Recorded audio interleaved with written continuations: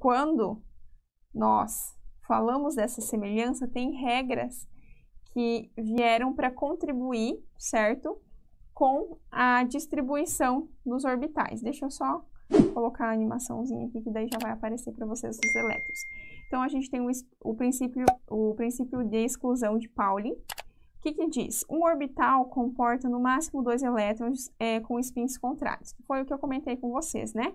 Então, aqui está o meu orbital. O que é o orbital, prof? O orbital, pensa que é a casa do elétron, tá?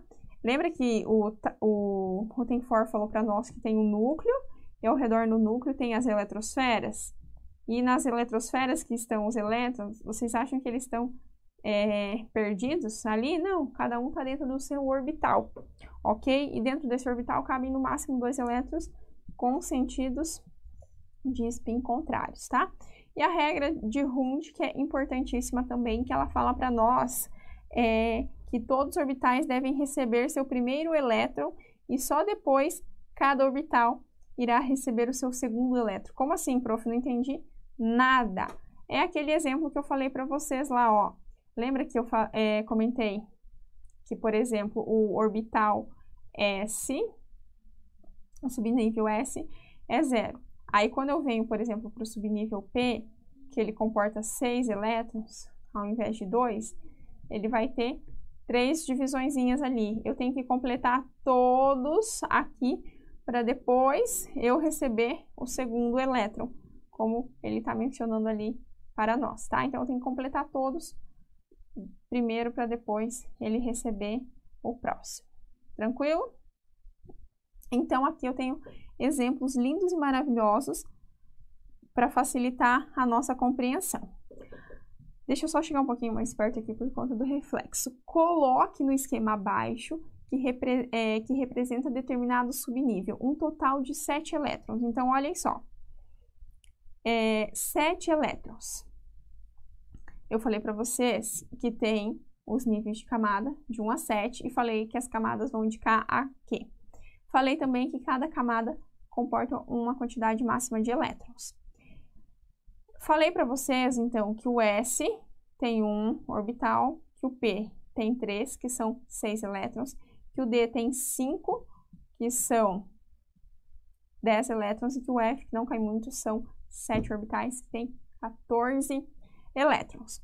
E aqui ele fala assim, indique 4 números quânticos do último elétron, tá? Então, quais são os 4 números quânticos, tá? Isso aqui é importantíssimo, tá? O número principal, o subnível que ele se encontra, que eu já falei para vocês que o subnível pode ser o S, o P, o D ou o F. O número secundário, a camada ali que eu comentei. Deixa eu só voltar um slidezinho aqui.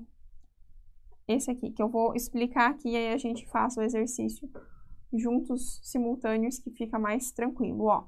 Número quântico, o número principal. Ele, então, representa, lá na prova, a questão vai falar assim, qual que é o número quântico da distribuição do cloro? O cloro a gente viu que ele termina na camada 3, se eu não me engano, né? 3s2, 3p5. Então, significa que o N dele tem que ver em qual camada que ele vai corresponder. Como assim, prof? Qual camada que ele vai corresponder? O N é 3, ó. Então, ele corresponde à camada M. Então, essa seria a nossa observação. Quando eu falo do número magnético, que é representado pela letra M, lembra lá, magnético M, tá? Eu tenho que ver as orientações que são permitidas por ele. Quando eu falo em número quântico secundário azimutal, ele é representado pela letra L, esse L aqui minúsculo, tá? Esse L minúsculo, então, representa o número quântico secundário azimutal. E o spin, o que é o spin? O spin é a orientação do elétron. Como assim? Se der mais positivo, a gente vai ver que tem números lá nos orbitais. Significa que o spin, ele parou para baixo, né? Lembra da regra de Hund, que tem que ser distribuído todos, certo? Inicialmente, para depois eles serem distribuídos no segundo elétron. E aí, também, de acordo com a regra de Hund, quando para, no caso, a flechinha para cima, ou seja, a representação do elétron é menos meio. Olhem só, essa tabelinha aqui é o que eu comentei, mas quem já foi anotando tá tranquilo, né? Subnível, tá? SPDF, o L vai variar 0, 1, 2 e 3, tá? Número de orbitais, e aí aqui os valores que o M são atribuídos. Eu vou mostrar aqui para vocês que vai ficar mais claro, tá? Deixa eu voltar nesse slide anterior, que como ele é em branco, eu consigo desenhar ele aqui para vocês. Então, fica assim, ó, S, P, D e F. Aqui, o primeiro orbital é 0, cabem 2 elétrons. Aqui é 0, menos 1 e mais 1. No D são 5, né, para comportar os 10. 1, 2, 3, 4. 1, 2, 3, 4, 5. Aqui é o 0, menos 1, menos 2, mais 1 e mais 2. E quando eu falo do F, então eu estou falando de 7 orbitais. 3, 4, 5, 6. Foram 7, né? Então aqui é o 0, menos 1, menos 2 e menos 3. 1, 2 e 3 positivo, tá? E aqui eu posso estar realizando, então, a minha distribuição. Então, tá. Como a gente viu ali, dos subníveis e da quantidade de elétrons que cada um deles comporta, né? O S, P, o D e o F. Aqui no exercício vai ficar mais claro para vocês entenderem, tá, pessoal? Olhem só. Indique qual é o conjunto dos 4 números quânticos. Quem são os 4 números quânticos? Número quântico magnético, o spin, o número quântico principal e o secundário ou azimutal, tá? Do ferro. Nós fizemos a distribuição do ferro lá atrás, né? Mas eu vou fazer de novo aqui com vocês. 1s2, 2s2, 2p6, 3s2, 3p6, 4s2, 3d alguma coisa. Vamos ver quanto vai ser. 2 mais 2, 4, 10, 12, 18, 20. Aqui vai terminar em 6, então 26, tá? Olhem só. Aqui eu coloquei para vocês que o número quântico magnético M é igual a menos 2. Por que eu coloquei isso? Olhem só. Eu tenho que sempre começar fazendo a distribuição de acordo com a regra de Hund, com a parte do primeiro elétron para cima, tá? Então, ó, 1, 2, 3, 4, 5, 6. Terminei aqui no menos 2, tá? Esses 6 elétrons aqui eu terminei no menos 2. Lembra que esse menos 2, então, ele indica um número quântico magnético. O spin, ó, eu terminei com a flechinha virada para baixo, então lembra que é para confundir igual íon, né? Se é para baixo, na verdade, não é negativo, é positivo, então por isso que o spin é mais meio. Número quântico principal igual a N, igual a 3, o número quântico principal, né? O N igual a 3.